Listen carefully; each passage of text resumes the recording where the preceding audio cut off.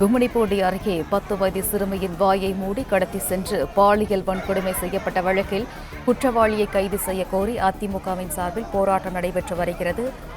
இந்த போராட்டத்தில் சிறுமியை பாலியல் வன்கொடுமை செய்த குற்றவாளியை உடனடியாக கைது செய்ய வலியுறுத்தி பெண்கள் முழக்கமிட்டு வருகின்றனர். அந்த காட்சிகளை தான் நாம் பார்த்து வருகிறோம். ஆரம்பாக்கம் காவல் நிலையம் நோக்கி வந்த அதிமுகவினரை கயிறு கட்டி தடுத்து போலீசார் நிறுத்தியுள்ளனர். கூடுதல் விவரங்களை வழங்குகிறார் செய்தியாளர் முருகன். வணக்கம் சார், நீங்க விவரங்களை பதிவு பண்ணலாம். வணக்கம். திருவள்ளூர் மாவட்டம் கும்மிடிப்பூண்டி அடுத்த ஆரம்பாக்கம் பகுதியில் 10 வயது சிறுமி வடமாநில இளைஞரால் பாலியல் வன்கொடுமை செய்யப்பட்ட சம்பவம் பெரும் பரபரப்பை ஏற்படுத்திய நிலையில் போலீசார் தொடர்ந்து 8 சிறப்பு தனிப்படைகளை அமைத்து தேடி வரும் பணியில் ஈடுபட்டு வருகின்றனர். இதனிடையே இன்று அதிமுகவைச் சேர்ந்த 200க்கும் மேற்பட்டோர் ஆரம்பாக்கம் காவல் நிலைய வளாகத்தில் இருந்து போராட்டத்தில் ஈடுபட்டனர். அப்போது திடீரென போலீசாருக்கும் போராட்டக்காரருக்கும் இடையே கடும் வாக்குவாதம் ஏற்பட்டது. வாக்குவாதம் முற்றிய நிலையில் 8 நாட்களாகியும் ஏன் இன்னும் குற்றவாளியை கண்டுபிடிக்கவில்லை என சொல்லி தொடர்ந்து பொதுமக்கள் போலீசாரிடம் கடும் வாக்குவாதத்தில் ஈடுபட்டனர்.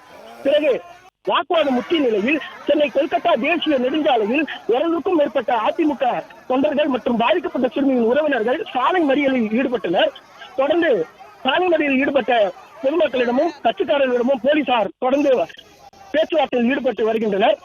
இதனால் இந்த பகுதியில் பெரும் பரபரப்பான சூழ்நிலை ஏற்பட்டிருக்கிறது.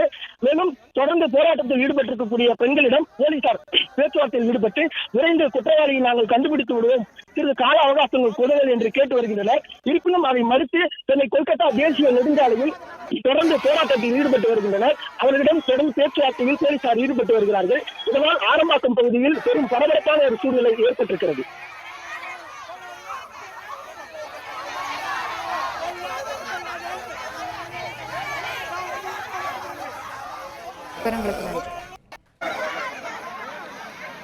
பிளே ஸ்டோர் மற்றும் ஆப் ஸ்டோரில் இருந்து பாலிமர் செயலியை QR கோடு மூலம் பதிவிறக்கம் செய்யுங்கள்.